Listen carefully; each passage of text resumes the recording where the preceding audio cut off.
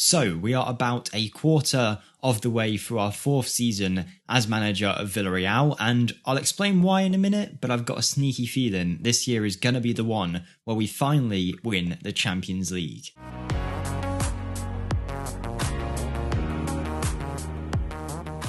Welcome back to the Villarreal series, everyone. As I mentioned, I think we're doing very, very well, and I really do think this might be the year where we finally win the Champions League, and of course that means this will be the last season of the series if all goes well. I could be completely wrong, we might end up going for 10 seasons at this point, but I've got a good feeling about this year. The Champions League, we are smashing. The league table, we're also smashing. I also want to show you one of the best Football Manager goals that I've ever seen in a few seconds. But before I talk about all of that, if you could show your support and hit the like button on the video, it would really help in pushing these videos out in front of as many people as possible. And if you are watching up to this point, please hit subscribe, it will mean a lot. We're getting closer to 10,000, but the first goal is 9,000 subscribers. So make sure you hit that subscribe button, drop a comment down below if you want to get involved. If you need Football Manager help or a nice community, there is a Discord link down below, and my second channel will be down there as well, should you want to check that out. But anyway, here we are, Villarreal, Season 4, and things are going very well. Our new signings are playing amazing.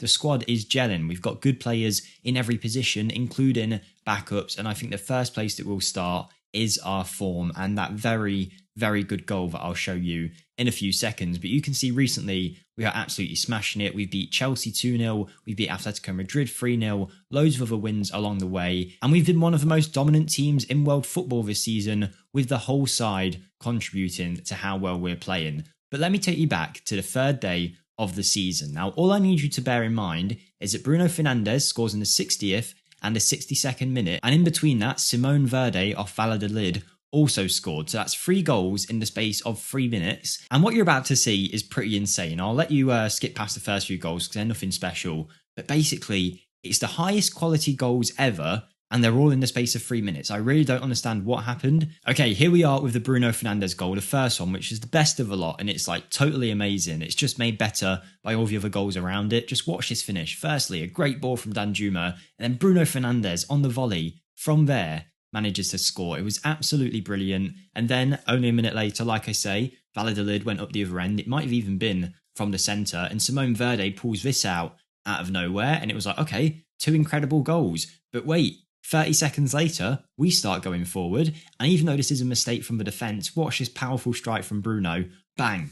3 long shots, 3 very good long-range finishes in the space of 2 minutes. It was honestly the most crazy few seconds of Football Manager I've ever experienced. But I think the quality of those goals was just a sign of things to come in terms of how well we were going to play throughout the season. We've been very, very good. I believe we've only lost 1 league match. We did. It was a 3-2 away loss to Almeria, where we were 2-0 up, I think, and it was just a complete collapse. And you can see we are now 3 points clear at the top of the table, ahead of Valencia, ahead of the other closest challenger, Bilbao, with way more goal difference, and we are doing very well. In the Champions League as well, we've only lost 1 game. That was a 3-0 away loss to Chelsea, but since then we've won all the others. We have 9 points out of 4 games, and we are top qualified already as the top team in the group. And today we'll be playing Olympiacos with the hope of securing that top spot in the Champions League. And then a couple of days later, we've got the B team's job of trying to beat Las Palmas in the league and keeping us top of the table. There hasn't been too many transfer updates or anything like that, so we've got plenty to get into. So I'm not going to keep you guys waiting around anymore. Let's go pick our squad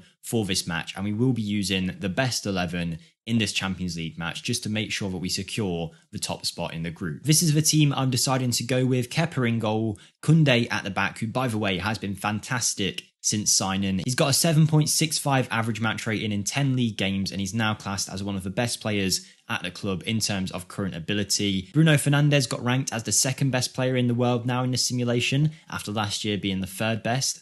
And he might actually have a chance at a Ballon d'Or at this rate if we can win some competitions, because 9 games played, 7 goals and 3 assists, and an 8.19 average match rating is crazy. Yeremy Pino's been at it this season too, scoring 6 goals in 10 games. And then our new striker, Benjamin Sesko, is certainly doing the job for us up top with 7 goals in 10. If he can keep that up throughout the season, he's certainly going to be the most effective complete forward that we've had. He's also very good at the link-up play too. And yeah, the team's playing very well overall. Even Jude Bellingham, who I had some concerns about last season, is doing amazing. You can see the goals are really spread throughout the team because he's got 6 in 11, and the final one to talk about is Angelo. We signed him last year, we let him go out on loan to his club in Brazil. Now he's came to us, and in 10 games he scored 6 goals with 3 assists, and he has been absolutely fantastic. So let's take this team, let's hopefully get an easy win against Olympiacos and qualify as the best team in the group. Okay, here we go. It's interesting to see that the other club in our group, who were probably expected to go through, Chelsea,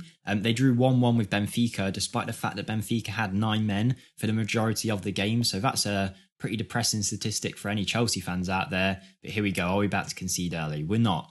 Our former Chelsea player, Kepa, saves in goal. He's been good since we've signed him. No complaints about him. But hopefully we can get the game underway with an early goal and then kind of cruise. Usually I wouldn't be playing Zagadou at the back, but he made me make a promise to him to give him more game time, which he does every season, and I'm happy to give him that because he is a fairly decent player. But Olympiacos, gone close 2 times so far. I think we need to be a bit more careful because we don't want to underestimate them. They're playing a very narrow formation though, so I'm hoping our wing-backs can exploit them quite a lot. Here's Danjuma though. Yerry Pino, can we disrupt any confidence they've got early on with an early goal? Here's Koundé with a long shot into the side netting. But yeah, let's just take a second to have a look at that. That is one of the strangest formations I've seen a manager use in Football Manager. 4 at the back, 2 defensive midfielders, 2 central midfielders, and then 2 strikers, 1 advanced forward, 1 deep line forward. Honestly, that is very, very odd. I'm not sure I've seen that, but hopefully we'll be fine. It's sometimes you come up against these unconventional tactics and it works well for the opposition because you're not used to playing against it.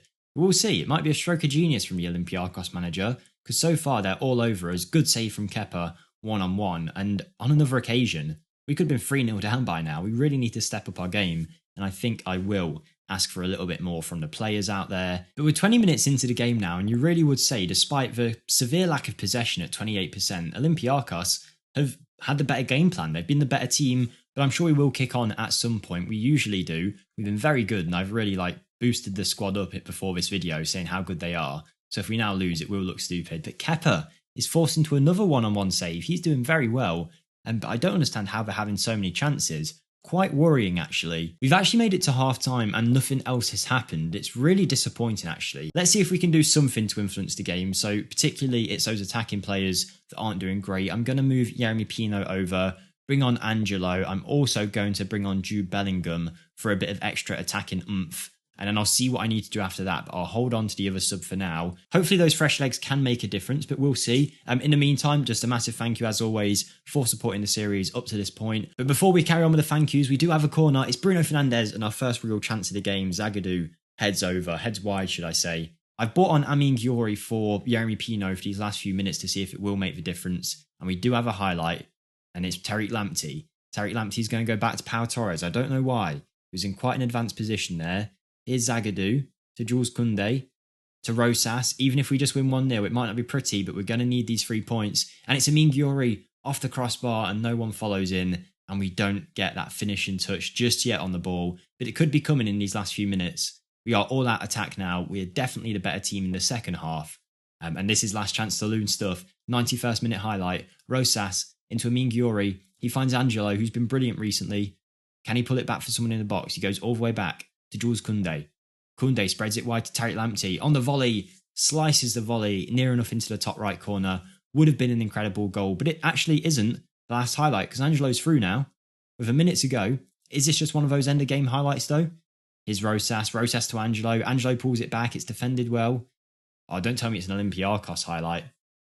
No, if we lose now, I'll be fuming. Come on. He's got himself sent off. Jules Koundé's going, isn't he? No?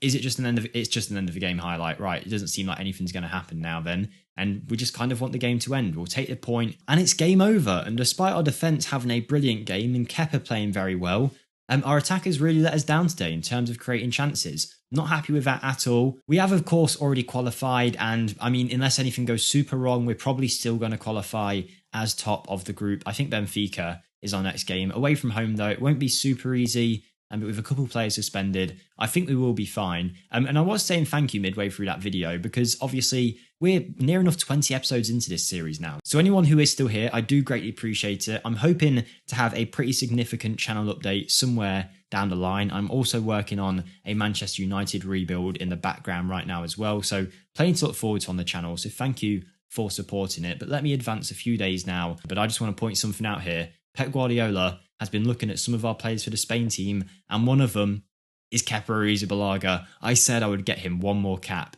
in the Spanish national team, and with the current performances that he's having, there's no one better to pick. You know what to do, Pep. You know who you want. Hashtag bring back Kepa. Let's get it going. Danny Parejo as well at the age of 35 being considered for a Spain squad. What a guy. Okay, it is game day, and for anyone who is interested, last episode I did mention that I was managing England, and it's not gone too badly so far. I took over before the start of the Nation League campaign, and we've actually finished as top of our group. We did very well, drawing 2 matches, still unbeaten, in a group with some decent sides in it. So, you know what? I guess I'm also an international legend. It's my first time doing international management. I am actually quite enjoying it as well.